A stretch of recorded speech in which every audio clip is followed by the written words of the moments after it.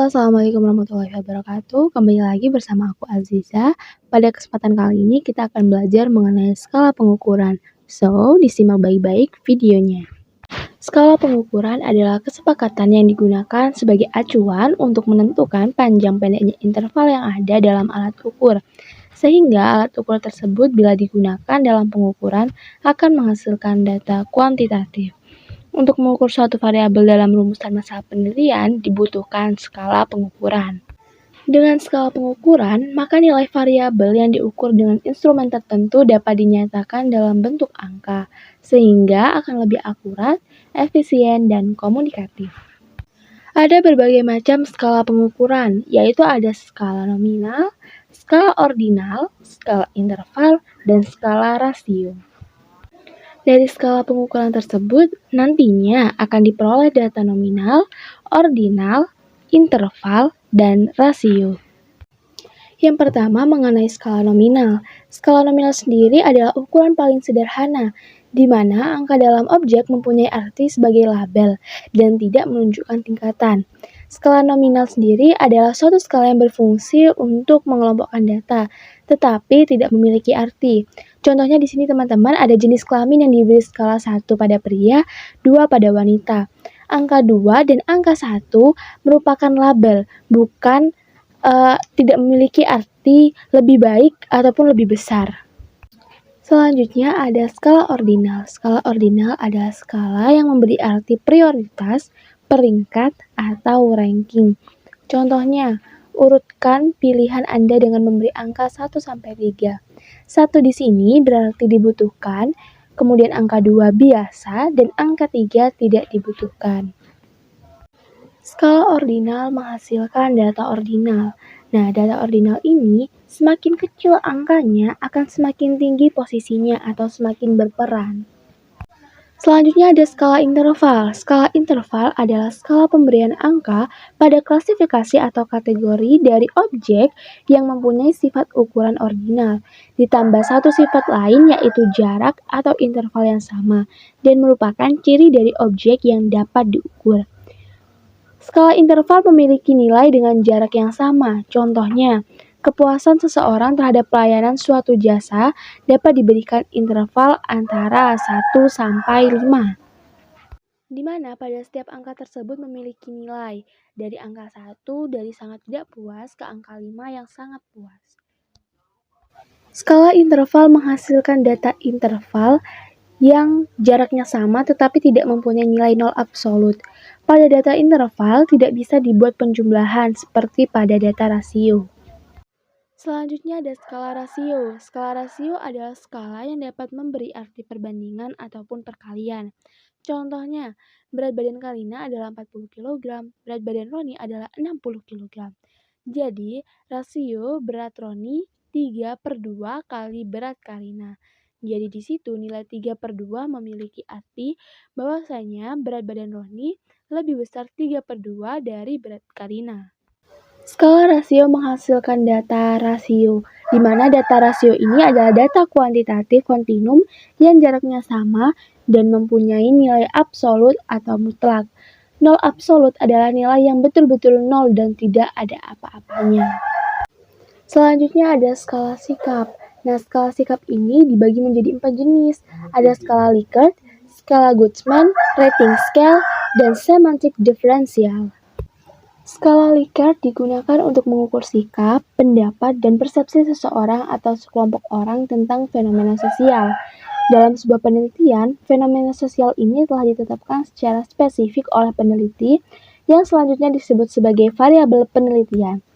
Dengan skala Likert, maka variabel yang akan diukur dijabarkan menjadi indikator variabel. Kemudian, indikator tersebut dijadikan sebagai titik tolak untuk menyusun item-item instrumen yang dapat berupa pernyataan atau pertanyaan. Jawaban setiap item instrumen yang menggunakan skala Likert mempunyai gradasi dari sangat positif sampai sangat negatif yang dapat berupa kata-kata antara lain sangat setuju, setuju, ragu-ragu, tidak setuju, dan sangat tidak setuju. Untuk keperluan analisis kuantitatif, maka jawaban itu dapat diberi skor. Misalnya, untuk skor sangat setuju, bisa diberi skor 5. Kemudian setuju diberi skor 4, ragu-ragu diberi skor 3, tidak setuju diberi skor 2, dan sangat tidak setuju diberi skor 1. Selanjutnya ada skala Goodman. Skala pengukuran dengan tipe ini akan didapat jawaban yang tegas, yaitu iya, tidak, benar, salah, pernah tidak benar, positif, negatif. Data yang diperoleh dapat berupa data interval atau rasio.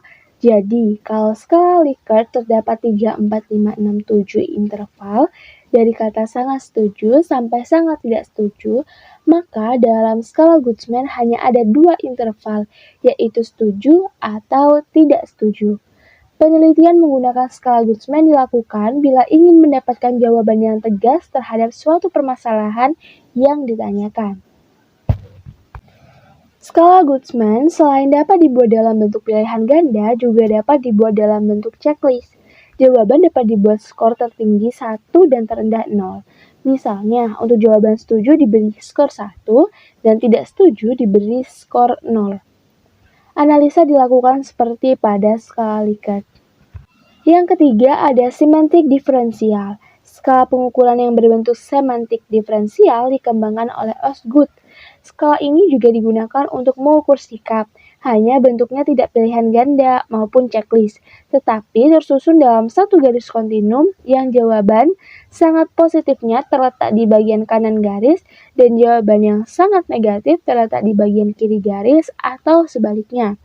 Jadi, jawaban positif dan negatifnya merupakan lawan kata.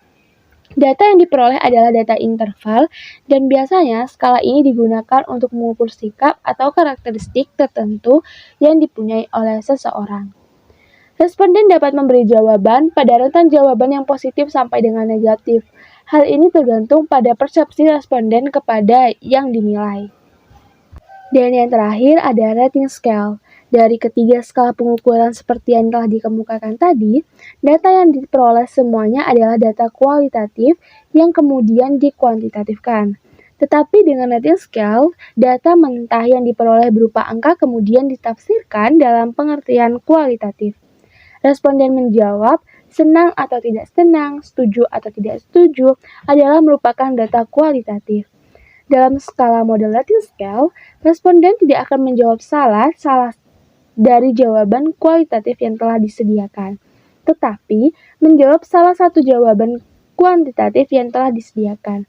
Oleh karena itu, rating scale ini lebih fleksibel, tidak terbatas untuk pengukuran sikap saja, tetapi untuk mengukur persepsi responden terhadap fenomena lainnya, seperti skala untuk mengukur status sosial ekonomi, pengetahuan, kemampuan, proses kegiatan, dan lain sebagainya.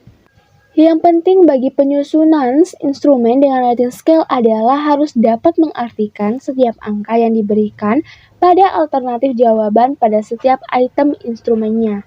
Orang tertentu memilih jawaban angka 2, tetapi angka 2 oleh orang tertentu belum tentu sama maknanya dengan orang lain yang juga memilih jawaban dengan angka 2. Selanjutnya mengenai instrumen penelitian. Pada prinsipnya, meneliti adalah melakukan pengukuran terhadap fenomena sosial maupun alam. Meneliti dengan data yang sudah ada lebih tepat kalau dinamakan membuat laporan daripada melakukan penelitian. Namun demikian, dalam skala yang paling rendah, laporan juga dapat dinyatakan sebagai bentuk penelitian. Karena pada prinsipnya, meneliti adalah melakukan pengukuran, maka harus ada alat ukur yang baik. Alat ukur dalam penelitian biasanya dinamakan instrumen penelitian. Jadi, instrumen penelitian adalah suatu alat yang digunakan untuk mengukur fenomena alam maupun sosial yang diamati. Secara spesifik, semua fenomena ini disebut variabel penelitian. Dalam hal ini perlu dibedakan antara hasil penelitian yang valid dan reliable dengan instrumen yang valid dan reliable. Hasil penelitian yang valid bila terdapat kesamaan antara data yang terkumpul dengan data yang sesungguhnya terjadi pada objek yang diteliti. Kalau dalam objek berwarna merah, sedangkan data yang terkumpul memberikan data warna putih, maka hasil penelitian tidak valid. Selanjutnya, hasil penelitian yang reliable bila terdapat kesamaan data dalam waktu yang berbeda. Kalau dalam objek kemarin berwarna merah, maka sekarang dan besok tetap berwarna merah. Instrumen yang valid berarti alat ukur yang digunakan untuk mendapat data atau mengukur itu valid. Valid berarti instrumen tersebut dapat digunakan untuk mengukur apa yang seharusnya diukur. Meteran yang valid dapat digunakan untuk mengukur panjang dan teliti, karena meteran memang alat untuk mengukur panjang.